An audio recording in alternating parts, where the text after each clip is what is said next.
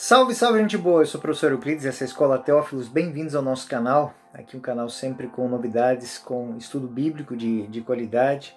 Muito obrigado para os nossos patrocinadores. Muito obrigado a você que está visitando o nosso canal. Se já se inscreveu, não deixe de se inscrever, né? E dar o seu joinha aí para o nosso canal. Muito obrigado.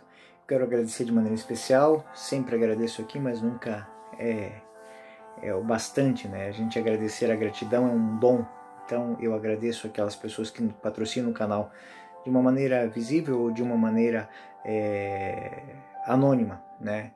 De maneira especial, Márcia Aparecida Miguel Zeponi, Ana Lúcia Escapim, a Márcia que tem um centro de orientação teológica existencial, onde se tratam de temas de relações pessoais, teológicas, filosóficas e educacionais, temas muito atuais como depressão, como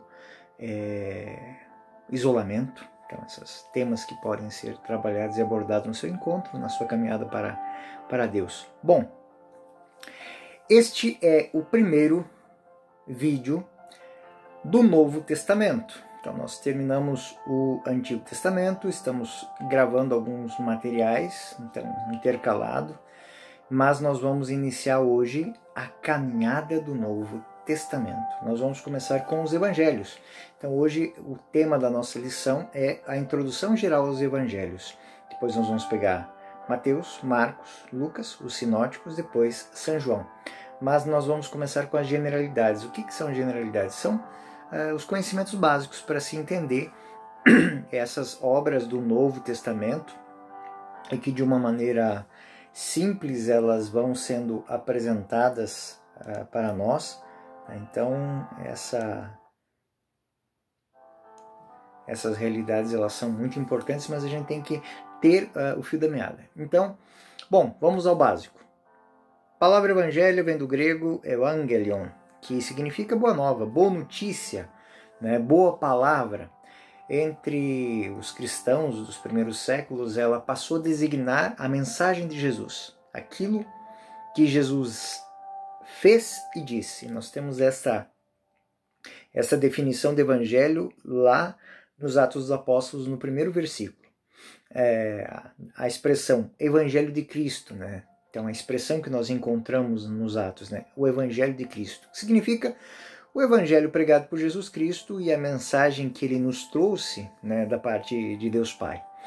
O evangelho, segundo a linguagem do Novo Testamento, é mais do que uma doutrina. É a força renovadora, ou seja, é um estado de espírito, né? Dizer que alguém está evangelizado é dizer que ela produz uma nova criação, produz um sentido novo, ou seja, aquela pessoa se torna, da mesma maneira que o Verbo divino se fez carne e habitou entre nós, uma vez a palavra habitando a mente, o coração, as atitudes da pessoa, ela é uma nova pessoa, uma nova criatura. Isso está dentro do mandamento de Jesus, né? Nós temos isso de maneira muito clara dentro do Evangelho de São Mateus, nos versículos 4 a 6, né? Nós vamos encontrar a determinação: ide e anunciai a João o que ouvistes e vistes. Os cegos vêm, os coxos andam, os leprosos são curados, os surdos ouvem, os mortos ressuscitam e os pobres são evangelizados. Então essa palavra ela tem um cunho de cumprimento de uma promessa, ou seja, os pobres são evangelizados, ou seja, aqueles que esperam, os anauim, e aqui faz o vínculo com o Antigo Testamento que se encaixa, resume os antecedentes, o evangelho é levado a todos os carentes, ele implica numa instauração de uma nova ordem das coisas. É por isso que temas como a valorização da mulher, como a escravidão, são tratados no Evangelho e nos escritos cristãos. O homem ferido do pecado é redimido, né, das consequências deles, e das quais a mais grave é a morte, né? Nós vamos ver isso, né? A frase, os pobres são evangelizados, ou seja, são libertos da morte, são reabilitados, são restaurados, são a palavra correta, redimidos. Então a igreja reconhece 4 narrações do Evangelho, ou 4 evangelhos canônicos: Mateus, Marcos, Lucas e João. Os primeiros são chamados sinóticos porque têm um olhar comum porque podem ser lidos numa sinopse, ou seja, 3 colunas paralelas, nós entendemos a didática dos evangelhos sinóticos. O quarto evangelho, né, segue um roteiro de um cunho mais teológico, ou seja, São João é alguém que reflete sobre a história, reflete sobre os temas da Boa Nova, reflete, faz com que temas, por exemplo, sobre a Eucaristia, ela seja refletida, ela seja pensada de outra maneira, por uma outra ótica. Só para vocês entenderem. Os evangelhos sinóticos têm a narração da Santa Ceia. Quando nós vamos ver a narração de João, ele tem um lava-pés, ou seja, isso dá o significado maior. A Eucaristia passa a ser um serviço. A Eucaristia é um serviço, né? Desculpe o cachorrinho aí. Então, a Eucaristia é um serviço. Então,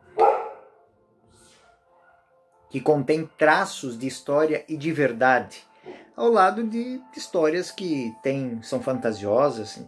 Então, os textos apócrifos, Tomé, Tiago, Nicodemos, eles contêm mensagens da palavra de Deus, porém com traços meio que fantasiosos. Então, se nós pegarmos e compararmos textos de evangelhos canônicos, Mateus, Marcos, Lucas e João, com textos do evangelho de Santiago, nós vamos ver que existe uma construção bonita, fabulosa, né? Os evangelhos, eles têm uma sequência mais pautada na realidade, naquilo que de fato é o foco da palavra de Deus, ou seja, a transformação da vida. Não tanto nos enredos e nos frufrus da história, mas em cima do foco, que é a vivência do amor, a vivência da vida em Cristo. Então os evangelhos são simbolizados por 4 animais descritos em Ezequiel 1:10, né? Então, Ezequiel 1:10, quando os aspectos de seus rostos tinham todos eles figuras humanas, todos os 4 a face do leão, todos os 4 a face do touro, todos os 4 a face da águia. Então, daqui saem, né, essa dinâmica que também vai ser tema do Apocalipse, né? Então, o leão, o touro, o homem e a águia. O leão é Marcos, o touro é Lucas, o homem é Mateus e a águia é João. E aí a gente se pergunta, mas por que isso? Bom, a tradição cristã, ela optou esses símbolos aos autores sagrados, levando em conta o início de cada evangelho. Mateus começa a representação da genealogia, ou seja, e ele é simbolizado como a história de Jesus de Nazaré, a história do homem. Então, o simbolismo de Mateus é o homem. Marcos tem início com João Batista no deserto. O deserto é tido como a morada do leão. Então ele é representado pelo leão. Lucas se abre com Zacarias a sacrificar no templo e é simbolizado pelo vitelo, a vítima do sacrifício, o touro, né?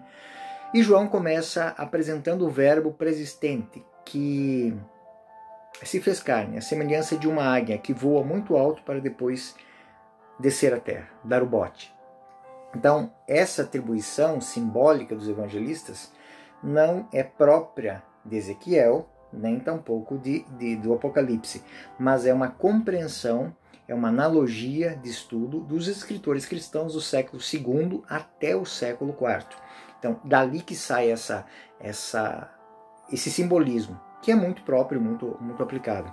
Bom, seguindo o nosso pensamento agora, vamos ver um pouquinho Jesus e o texto dos evangelhos. Bom, Jesus não escreveu os evangelhos, mas o que é que tem de Jesus nos evangelhos? Então, Jesus pregou entre 27 e 30, né, 3 anos antes de sua morte, sem nada deixar por escrito.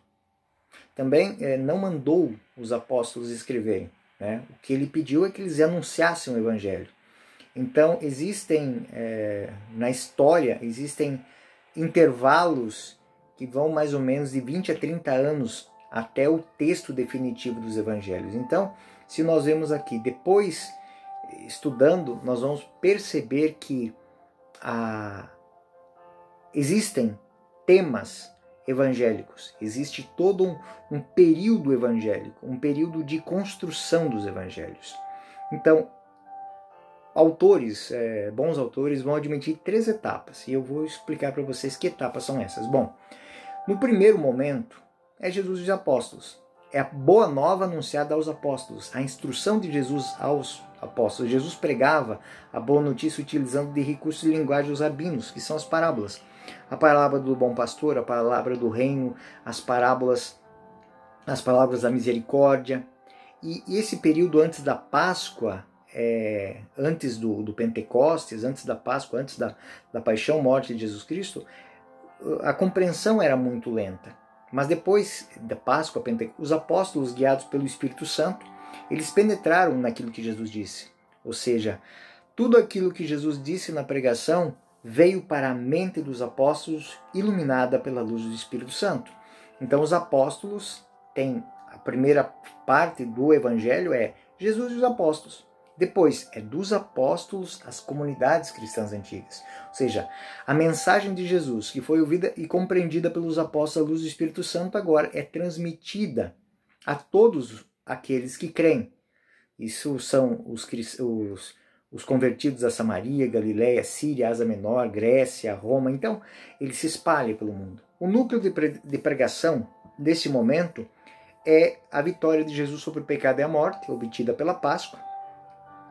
E ali vão sendo anexados núcleos de interesse. O primeiro deles são os milagres para comprovação do poder de Jesus, das parábolas para apresentar a doutrina e das disputas com os fariseus, que é para dizer assim a defesa da sua fé, a defesa da tese, ou seja, e profecias que vão se cumprir nele. Então a pregação ela foi sendo transmitida, mas também ela foi sendo adaptada. E é por isso que cada texto evangélico tem que ser interpretado e lido dentro daquilo que os teólogos chamam de Sitzenleben, o local na vida dos ouvintes. Ou seja, quando nós lemos um texto, nós temos que olhar para todo o entorno desse texto. Onde a parábola foi dita, onde a instrução foi dita, a quem foi dita, por que foi dita. Isso não quer dizer que a doutrina, dessa maneira, ela é deturpada. Os apóstolos, eles, por outro lado, eles são muito ciosos do passado, né? Então, eles têm, dentro dessa dinâmica, um cuidado muito grande com que a palavra de Jesus não seja dispersada. E eles se dizem testemunhas disso. Se nós pegarmos Atos 2:32, nós vamos ver algo muito isso. A esse Jesus Deus o ressuscitou. A esse Jesus Deus o ressuscitou. Do que todos nós somos testemunhas, ou seja, o centro é a ressurreição. O centro é o pecado vencido pela graça. O centro é Jesus, o homem Deus, aquele que traz a redenção ao ser humano. Depois, essa dinâmica ela foi sendo apresentada para que não deixassem entrar nas palavras do Evangelho nada que fosse estranho. E 1 Timóteo 4:1-3, a gente pode entender bem o que era esse sentimento. O Espírito diz expressamente que nos tempos vindouros alguns vão apostatar a fé, dando ouvido a espíritos embusteiros, ou seja, mentirosos, doutrinas diabólicas, diabólica que venha do diabo, mas diabolé, que dividem, doutrinas que dividem, de hipócritas, impostores, que marcados na própria consciência com o ferrete da infâmia, ou seja, pessoas que não querem mudar de vida, querem impor a sua maneira de pensar a vivência, que proíbem o casamento, assim como o uso de alimentos que Deus criou para que sejam tomados com ação de graças pelos fiéis, pelos que conhecem a verdade, ou seja, caem também as limitações do Antigo Testamento. O centro agora é a fé em Jesus Cristo. Não podemos ficar mais com os anexos, que aquele legalismo rabínico, ele deve ser lançado fora. E sabemos que o Senhor não abandonou a mensagem a bel prazer dos homens. O Evangelho é lido pelos apóstolos, é entendido pelos apóstolos com a luz do Espírito Santo. Este foi, e assim, dessa maneira, a palavra, a construção do Evangelho, ela vai desabrochando. Vai desabrochando, e dentro do conteúdo vão surgindo páginas do Evangelho, páginas que mostram a necessidade de uma catequese, páginas que apresentam a oração litúrgica, páginas que vão fazer a defesa da fé, a defesa da messianidade, a defesa da divindade. Por exemplo, a genealogia. A genealogia no Evangelho de Mateus é para dizer que Jesus Cristo é Filho de Deus, mas é também membro da humanidade. E querendo, assim, colocar por terra a desconstrução de controvérsias, né? Então, para desfazer as dúvidas, então, sobre, por exemplo, sobre a morte, sobre a ressurreição.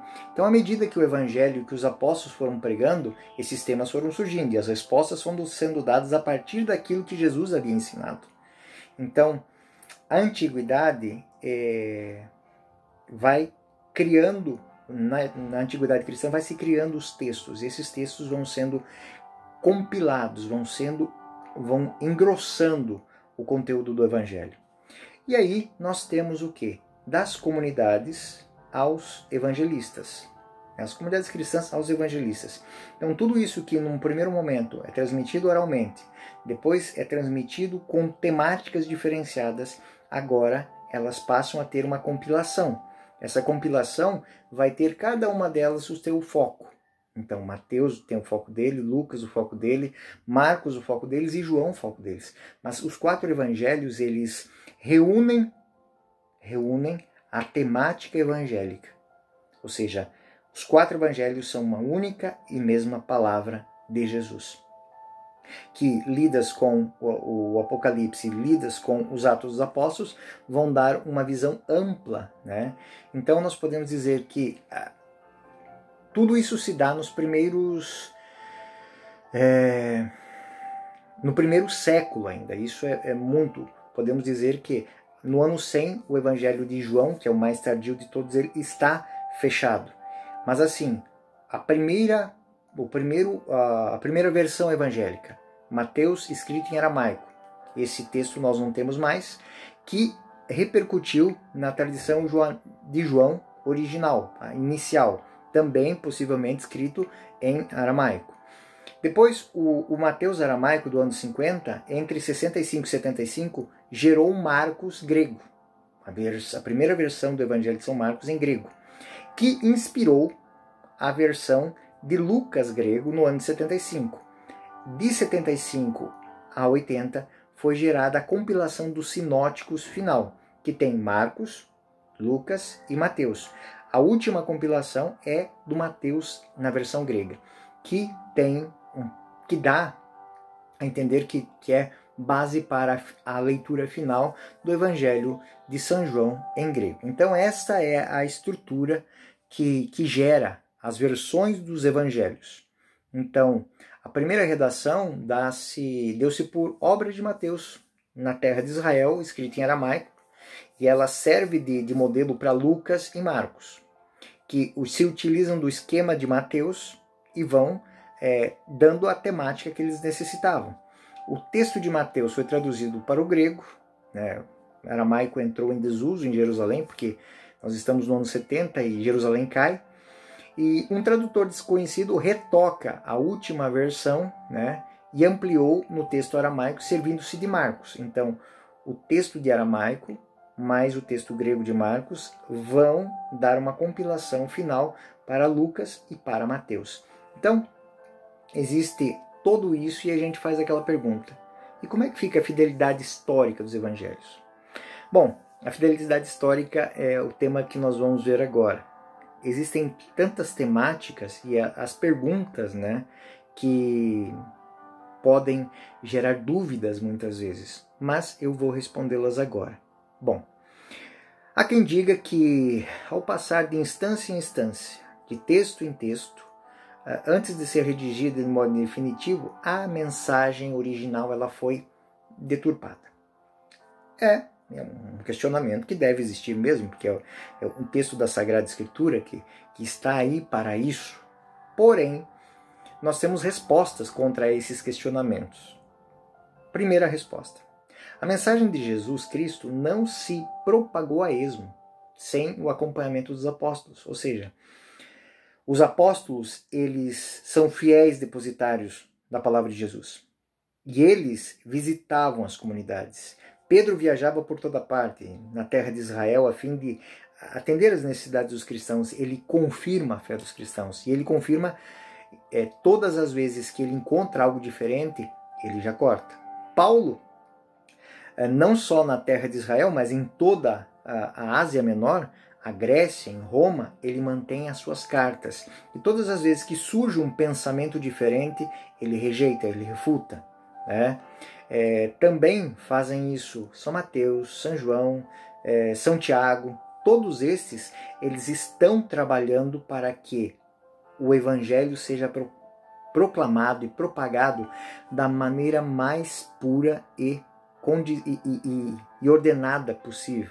Então, a igreja, ela respeita, a igreja dos primeiros momentos, ela respeita a posição da igreja de Jerusalém. Da igreja de Jerusalém sai essa aplicação, sai a definição se aquele texto é digno ou não é digno de ser anunciado como canônico. Bom, segundo questionamento, segundo ponto a gente pensar. Os apóstolos tinham a consciência de lidar com a tradição, ou seja, da mesma maneira que o Antigo Testamento é intocável para os rabinos, ou seja, eles não interpretam o Antigo Testamento, os apóstolos têm a mesma dinâmica. Ou seja, São Paulo chega a escrever aos Coríntios, 1 Coríntios 15:3, né? Eu vos transmiti aquilo que eu mesmo recebi, ou seja, nem Paulo se dá ao luxo de fazer modificações. Então o evangelho que ele pregava aos gentios for autenticado pelos grandes apóstolos de Jerusalém. Em Gálatas 2:7, Paulo vai a Jerusalém para ver se o evangelho que ele está pregando, e ele recebe de Pedro e de Tiago a autorização para fazer a pregação do evangelho. Então, São Paulo insiste, né, que antes de morrer o apóstolo, e recomenda a seu discípulo Timóteo, que guarde o depósito da fé, né, com homens de confiança que sejam capazes de passar uns aos outros, né? Então o dever fundamental do ministro de Cristo é ser fiel ao Evangelho. Terceiro ponto, não há dúvida que a igreja nascente houve tentativas de deteriorar a mensagem evangélica. Claro, nós sabemos disso. Nós temos gnósticos, nós temos heresias gnósticas, dualistas, docetistas, nós temos aquilo que os apóstolos chamavam dos mitos, ou seja, as histórias, né? Então, que iam contra a verdadeira palavra de Jesus Cristo, que nos primeiros momentos chamavam de a palavra, o Logos, né? Então, essa palavra, ela traz a salvação, a verdade que vem de Deus, a verdade que gera a vida. Tudo aquilo que traz traços de pregação que desviem o foco são refutadas automaticamente pelos apóstolos. Nós temos infinitos momentos em que é citado isso. Esses textos devem ser banidos da pregação. Então os mitos devem ser afastados. Então os apóstolos, eles são ciosos disso. Eles acompanharam até o ano 100, a última versão ali, toda essa dinâmica da construção da palavra, do depósito da palavra de Deus. Quarto ponto que a gente tem que pensar. Esse é o mais interessante para mim. Os muitos erros e desvios ocorridos na pregação são acolhidos como literatura apócrifa, cujo estilo evidentemente é imaginoso e fictício. Quando a gente vai comparar um texto do Evangelho canônico com o texto dos Evangelhos apócrifos, nós vemos coisas assim que seriam empecilhos para a fé de pessoas. Ou seja, são coisas tão estapafúrdias, tão grandiosas assim, que fogem do foco dos Evangelhos. Ou seja, se é muita pluma, né, para uma apresentação, para coisa simples. Então o Evangelho é uma temática simples, objetiva. Então os mitos que estão ali, eles são descartados, porque o foco é o quê? É a mudança de vida, é a transformação. E aí nós temos alguma coisa interessante. Isso independente do local e da hora. Os textos dos apócrifos, quando a gente vai fazer a comparação com aquilo que de fato foi a história, ou é a história real, ou seja, os fatos históricos que tem cronologia e tem geografia, eles não batem. E os textos dos evangelhos canônicos, eles batem. Batem, por exemplo, o período dos imperadores, quem foi Pôncio Pilatos, Herodes, Felipe, Lissânias. Lucas faz muito isso. O Evangelho de São Lucas é pregado ao Teófilo, ou seja, o amigo de Deus, aquele que não conhece o judaísmo, aquele que não conhece ele é um pagão. E ele quer conhecer Jesus Cristo. E para conhecer Jesus Cristo, ele conhece o tempo em que Jesus Cristo viveu. Então isso é muito interessante. Por quê? Porque numa comparação entre o texto do Evangelho e as ações históricas no tempo e no espaço reais, comprovadas por historiadores, elas batem. E dos textos apócrifos, muitas vezes não existem nem vinculação. É simplesmente um texto criado a esmo. Outra coisa. Nenhum criador de mitos teria inventado um mito do Evangelho. Primeiro, por um motivo muito simples. O Evangelho foi feito para ser vivido, e viver o Evangelho não é fácil. Então, começando pelo o seu primeiro ponto, aderir a Jesus Cristo, no momento em que esse Evangelho é anunciado, é aderir a um caminho que pode levar à morte. É um caminho perigoso. É uma promessa de ressurreição, uma promessa de reunião da alma com o corpo. E isso não era um pensamento comum na época. O corpo, segundo os filósofos gregos, era um empecilho para o espírito humano. Então, quando se fala na ressurreição do corpo e da alma, ou seja, que o homem foi criado dentro de um todo, como o Antigo Testamento diz, de um todo perfeito, imagem e semelhança de Deus, e que não se salva somente o espírito, se salva corpo e alma, a redenção total. Cristo ressuscitou em corpo e alma, então ele é o primeiro, ele é aquele. Toda essa narrativa, essa pregação, tendo isso como bojo de pregação, para muitos naquela época não era bem aceito. Segundo, o Evangelho prega uma vida moral, prega uma conversão de valores, prega algo que é extremamente novo para a época, a valorização da mulher, a valorização da família, dos filhos, até mesmo as crianças indesejadas, santas como as nossas primeiras santas ali, a Águida, Luzia, elas foram mulheres que deram a vida simplesmente fazendo o quê? Sepultando aqueles que os pais jogavam nas praças para morrer ao léu, porque existia uma lei romana chamada pater familias, que o pai podia dispor dos filhos do jeito que quisesse. Então, elas davam, era algo da mudança do cristianismo. Toda a vida é importante, toda a vida deve ser bem guardada, toda a vida deve ser defendida. Então, os cristãos tinham isso e isso ia contra as leis romanas, inclusive. A família, o trabalho manual, o escravo. Ou seja, o escravo ele existe na sociedade, mas o cristão não deve ter escravos. Então, a pregação de uma estrita monogamia, ou seja, a fidelidade do homem e mulher igual à fidelidade de Cristo com sua igreja, que não teve outras igrejas, mas teve aquela. Então, essa realidade ela é muito trabalhada dentro do Evangelho. Então, o Evangelho, por si só, ele tem os pontos que o justificam, os pontos que lhe dão credibilidade. Então, contrariar esses pensamentos era colocar-se à margem do Evangelho. Então, o Evangelho ele não é um projeto de vida para quem não queira fazer mudanças na sua vida.